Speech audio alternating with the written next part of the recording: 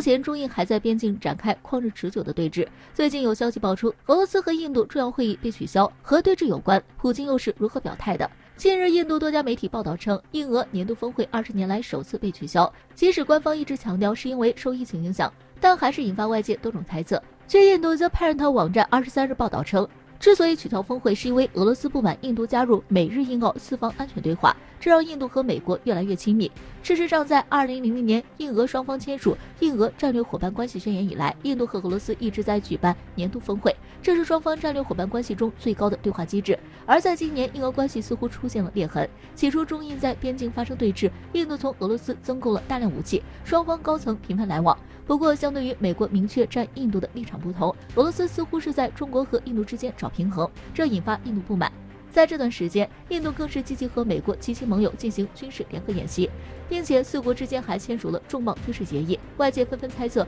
印度要放弃不结盟政策，倒向西方。在前不久，印度斯坦时报报道称，俄罗斯外长拉夫罗夫公开批评了印度，认为西方的印太战略旨在让印度参与反华游戏，不符合俄罗斯利益。这个表态遭到印度前外交部长卡瓦尔西巴尔反驳，如果俄罗斯担心美国将印度拉入其轨道，那么俄罗斯就应该向中国对印度不可接受的入侵表达更多关切。骂战也逐渐蔓延到社交媒体上，有俄罗斯人表示，印度攀附上了美国，所以他觉得他可以放弃老朋友。当他转身会发现背后没有一人，以前我或许会犹豫，现在我毫不犹豫站中国。而也有印度人表示，是时候停止采购俄罗斯武器了，必须让他们吃点苦头。印度和俄罗斯之间的裂痕已经蔓延到民间，这或许让俄罗斯人看清了印度的真实面目。然而最受瞩目的还是普京的表态，透露出不寻常的2点：一是突然松口，不排除军事合作的可能；二是俄罗斯和中国进行了第2次联合巡航，加强了军事联系。而在航空航天、经济等领域，双方更是加大了合作。事实上，印度和每个邻国几乎都是敌人，现在和老朋友莫斯科也逐渐走向末路，莫迪终究会为自己的短视付出代价。在12月24日，历时9个多月拉锯谈判，欧盟正式与英国达成脱欧贸易协议，一次界定明年1月1日英国结束脱欧过渡期后的欧英关系，英国得以避免在明年1月1日硬脱欧。事实上，该协议的达成也让漫长复杂曲折的脱欧进程画上了句号。从短期来看，关于新的通关手续、边境检查以及如何适应新的贸易关系等，都是很大的挑战。从长远来看，脱欧也将使英国 GDP 在未来15年内损失5%，而且脱欧影响不仅体现在经济领域，英国可能会在很多方面被欧盟孤立甚至忽视。还有最重要的一点是，这可能会加剧苏格兰地区的独立倾向。果不其然，英国最担忧的还是发生了。在英国和欧盟签署了协议第一时间，苏格兰总理尼古拉斯特金表示，现在是苏格兰脱离英国独立的时候了。他认为英国脱离欧盟的决定与苏格兰人的意愿背道而驰，任何贸易都无法弥补英国退欧给我们带来的损失。因此，苏格兰必须通过脱离英国而独立，成为一个独立的欧洲国家。其实早在2014年，苏格兰就进行了第一次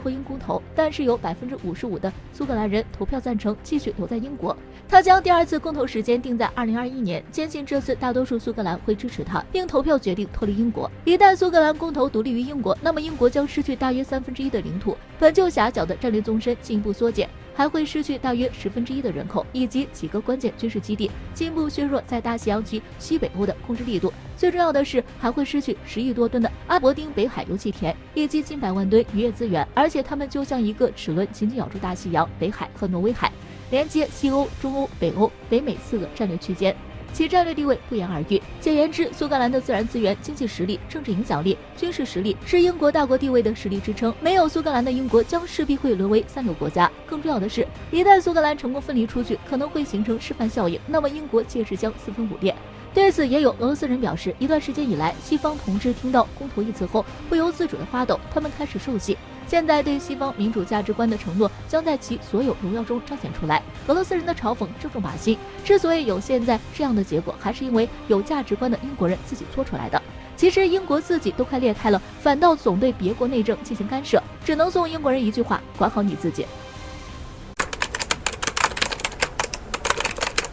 最近在中东的很多冲突中都有土耳其的身影，在国际事务中也是存在感十足，经常在大国之间左右横跳。但是令人意外的是，最近土耳其的一个表态备受瞩目，这是突然转性了吗？据参考消息网报道称，12月14日，土耳其外长查武什奥卢和我国外长王毅进行了通话交流。会话内容提到，查武什奥卢对中国表示祝贺，中国成功控制住了疫情。查武什奥卢强调，明年就是两国建交50周年的关键时刻，土耳其希望能够借此机会加强和中国之间的合作。对于上述内容，很多人已经司空见惯，但令人出乎意料的是，他还表示，任何人对中国主权和领土完整的破坏，都是土耳其绝对不会容忍的。为何土耳其要突然捍卫中国领土完整？葫芦里究竟卖的什么药？这可能要结合土耳其国内状况来分析了。目前土耳其累计确诊病例超过210万，而在去年底的数据显示，土耳其总共也就8300万人，可以说感染比例已经相当高了。而中国疫苗成为土耳其疫情中的一个最大的希望，恐怕一家中企可能就是土耳其转变态度的关键。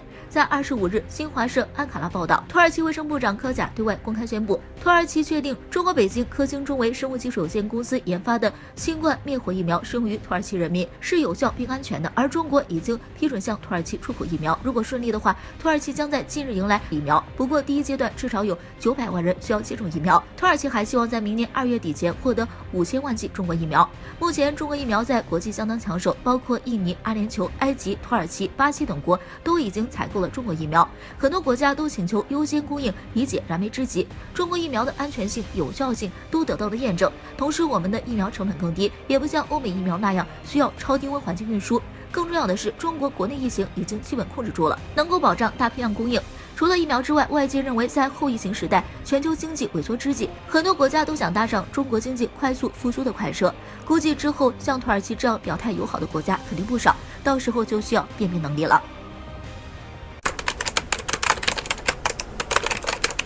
一直以来，印度都狂妄地以世界第3自居，被中国网友戏称阿3。但是最近，印度媒体却承认世界第3位置已经易主，不再是印度。新上位的世界第3会是谁？对中国而言更棘手。事实上，新的第3名并不是5大常任理事国之一，国土和人口都很少，排名确实出人意料。最近，印度欧亚时报网站刊文标题为“日本取代印度成为亚洲第2强国了吗？”而这篇报道的根据是澳大利亚悉尼的智库洛伊研究所公布了一项排名，显示日本取代印度成为亚洲第2、世界第3强国，而印度则以26.3分排名第7。事实上，在这之前，多个智库机构各种实力排名几乎都把印度算在了至少前5的位置。这次排名第7也引发印度国内的不满，很多印度人认为这个榜单不可信，印度的光辉被故意隐藏了。即使日本综合排名第3，但是还不到第2名中国的60%。分析称，西方很多所谓的智库研究院大多数带有政治目的，很多数据根本不准确，没必要当金科玉律。但是这个智库排名确实提醒了中国，更大的麻烦来了。日本新上任的首相菅义伟批准了创纪录的2021至2022财年517亿美元的军事预算，这是日本军事预算第9次增加。日本防卫省打算为日本自卫队提供新的飞机、导弹和军舰甚至航母，这些武器、火力系统和射程都会进一步提升。日本还向美国增购了数百架 F-35五代机，包括能够垂直起降型的 F-35B， 打算装备在其直升机航母上。在新武器研发领域，日本正计划研制远程导弹，射程覆盖中国、亚洲、DAU 其他地区目标，还有新的反舰导弹以保卫其多个岛屿。日本还打算直接越过五代机研发，和美国洛马共同研制6代机 FX 项目，预计到2030年服役。日本还斥巨资计划建造2艘大型盾舰。除了加大军事装备扩充，日本更是国际防务事务上刷存在感，比如频繁参加美国及其盟友的联合海上军演。就在中国和印度处于对峙期间，日本还大老远跑到马六甲海峡附近和印度共同联合演习，和澳大利亚还签署了新的协定，允许澳军入驻日本。最近日本更是加快建设在马毛岛上的基础设施，以供美军航母舰载机训练。该岛离中国上海只有900公里。我们周边局势还很复杂，一个个邻国虎视眈眈，对这种极具野心的邻国更是要打起12分警惕，一旦有异常苗头，一定要及时扼杀。